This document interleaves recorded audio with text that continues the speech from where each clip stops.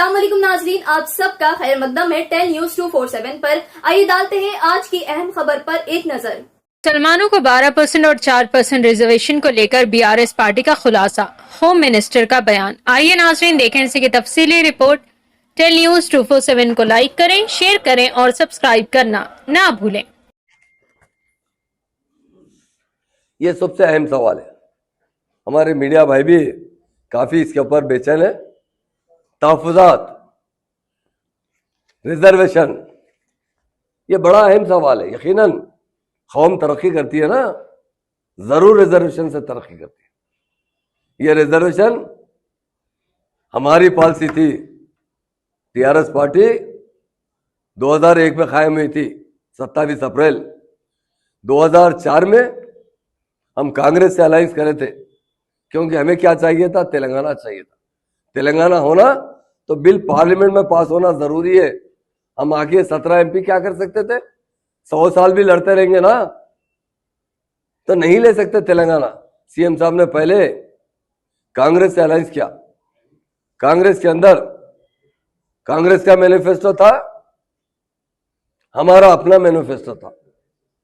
हमारे मैनिफेस्टो में सीएम साहब ने 12% रिजर्वेशन का देने का ऐलान किया था, मगर कांग्रेस के मैनिफेस्टो में नहीं था।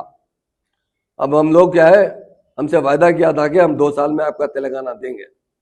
हम उनके साथ 2 साल तक रहे। हमारे सारे मिनिस्टर, सारे एमएलए, खुद केसीआर साहब भी रिजाइन कर दिए थे। अब रिजाइन के बाद तो इलेक्शन आता है। सीएम साहब करीमनगर से फिर एमपी लड़े थे।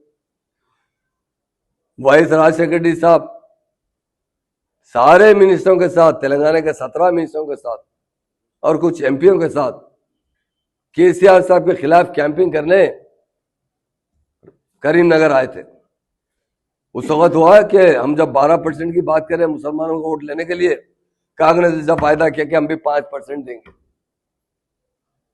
5% का वायदा करने के बाद इलेक्शन होगा। जो सीटें हम जीतने थे जीती, उन्होंने जो जीतने के सीट जीते, मगर अब 5% के लिए कोशिश करते रहे। उसके बाद वो बोले कि नहीं 5% देंगे, 4% देंगे।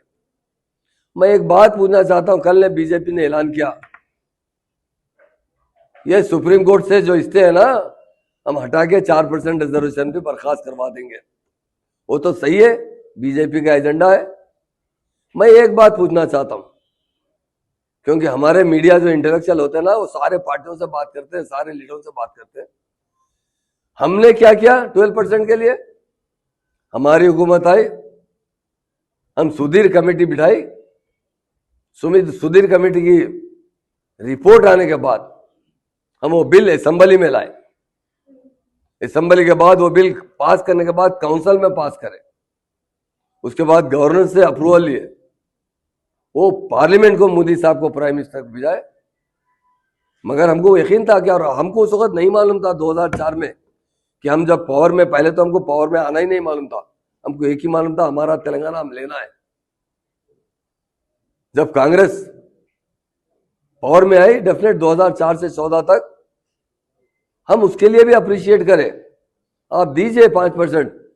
क्यों वो लोग असेंबली में नहीं लाए? क्यों काउंसिल से पास नहीं करवाए? क्यों गवर्नर से अप्रूवल नहीं लिए? अगर उनकी दिल्ली में भी उनकी हुकूमत थी, गली में भी उनकी हुकूमत थी, अगर वो 5% भी पार्लियामेंट में पास कर देते ना। इसलिए मैं कहता हूं कि इंसान की नीयत अच्छी होना चाहिए।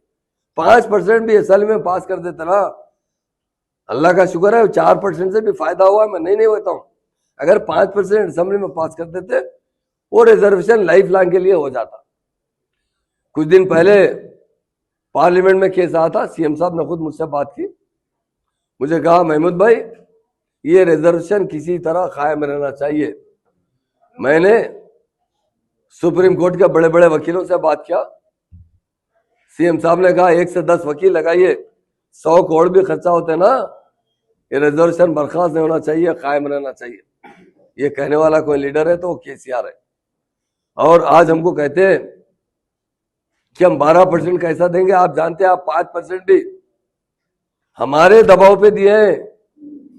अगर टीआरएस पार्टी नहीं बनती ना, मुसलमान रिजर्वेशन नहीं देते थे मुसलमानों को,